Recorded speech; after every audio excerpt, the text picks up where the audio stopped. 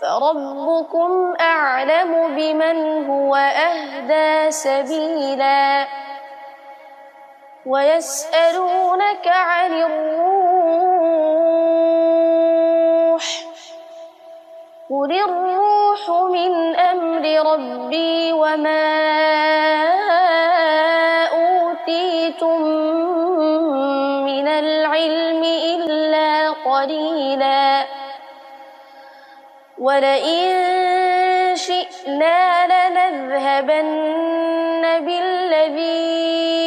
أوحينا إليك